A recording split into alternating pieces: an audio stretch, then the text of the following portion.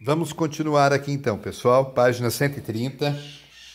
Nós vimos que a união dos países que compõem a comunidade dos Estados Independentes, ela ocorreu antes mesmo de existir a comunidade dos Estados Independentes, né? Os países se uniram lá no período em que o mundo ficou dividido entre socialismo e capitalismo, se uniram e formaram a União Soviética, a União das Repúblicas Socialistas Soviéticas, que tinha como principal fundamentação da economia e da política o sistema socialista, onde o governo controlava tudo. E para isso, o governo acabou criando diversos empregos, vocês viram, através das fazendas coletivas, e o governo era quem controlava tudo, então ele precisava de muita mão de obra para isso. E nós já sabemos que o sistema socialista acabou se preocupando demais com a questão armamentista e esqueceu do desenvolvimento tecnológico em algumas áreas. Por exemplo, não adiantava somente produzir alimento. Se a população estava aumentando, você precisava aumentar a produção de alimento. E para isso você tinha que ter um desenvolvimento científico na produção de sementes, na produção de máquinas, porque eles não compravam máquinas que já tinham nos países capitalistas, eles não faziam comércio como capitalista. E isso fez com que a economia desse uma travada. Por mais que eles produzissem, essa questão do governo controlar tudo dificultava o processo de comercialização, tornando muito lenta esse processo de venda dessa produção, tá? Tudo era muito demorado. E isso prejudicava a economia do país, que vocês sabem que tempo, tem aquele ditado, tempo é dinheiro, né? E quando deixa de ser o sistema socialista e passa, né, que desmembra a União Soviética, e estes países têm a liberdade para se estruturar novamente, para entrar na competitividade do mercado internacional, eles vão levar um baque muito grande. Por quê? Eles vão perceber que eles estão completamente atrasados. E quando eles começam a adotar uma economia planificada, que era o que acontecia no sistema do capitalismo, eles primeiro vão ter um baque social, porque quando era no sistema socialista, o governo dava emprego para todo mundo, na economia planificada. Você não fica dando emprego para todo mundo sem necessidade da mão de obra. Você vai dar emprego para aqueles que precisam. Então, o índice de desemprego foi muito grande, tá? E olha aqui o que ele fala, ó. Em um curto prazo, houve o desemprego e diminuição da renda das camadas sociais mais desfavorecidas. Quer dizer que os mais pobres se ferraram, tá? E depois ele teve que desenvolver, porque olha para você ver, ele não tinha competitividade porque não tinha tido investimento em pesquisa em setores como o automobilístico e de eletrodoméstico.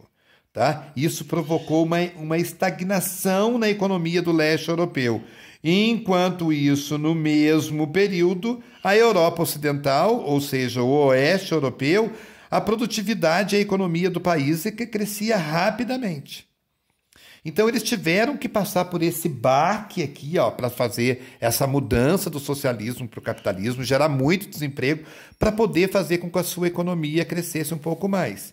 É muito importante destacar que a gente falou aqui, a principal fonte de renda desses países era a questão agrícola, tá? E olha para vocês verem, apesar de todas as limitações, alguns países da comunidade dos Estados Independentes são grandes produtores agrícolas, especialmente de grãos. É o caso, por exemplo, da Ucrânia, que está entre os maiores produtores de trigo e milho do mundo.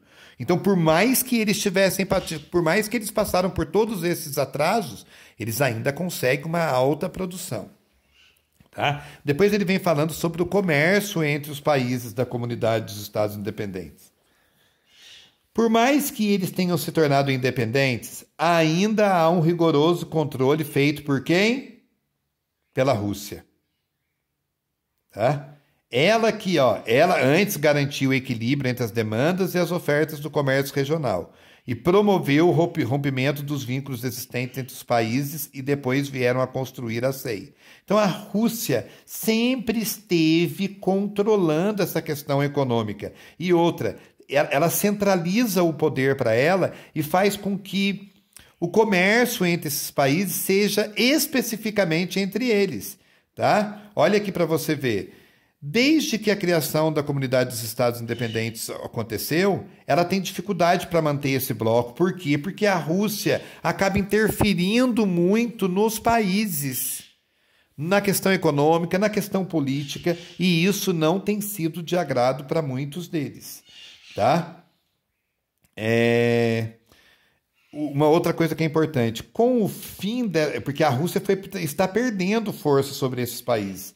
E com essa perca dessa força, com o fim dessa centralização na Rússia, cada país já começou a fazer o comércio com outros países, porque agora eles não precisam comercializar só entre eles.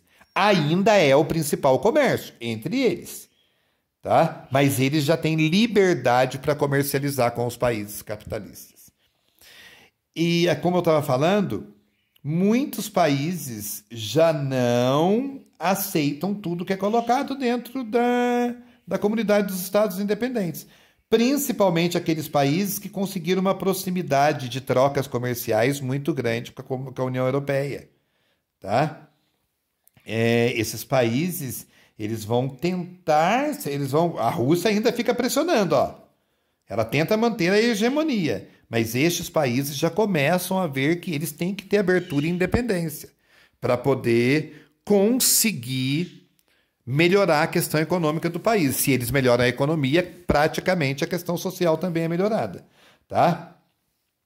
Depois aqui ele vem falando da Revolução Laranja, que olha o que ele destaca. Um exemplo de luta pela hegemonia sobre as antigas repúblicas soviéticas foi a Revolução Laranja.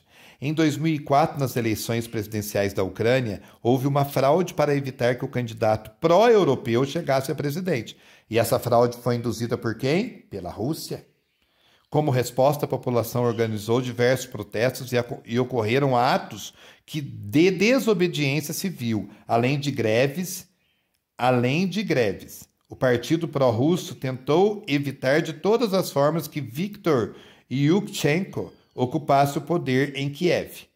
A eleição teve de ser refeita e a vitória do partido europeísta foi reconhecida. Confrontos semelhantes entre pró-russos e pró-europeus já ocorreram em outras repúblicas soviéticas, como a Geórgia.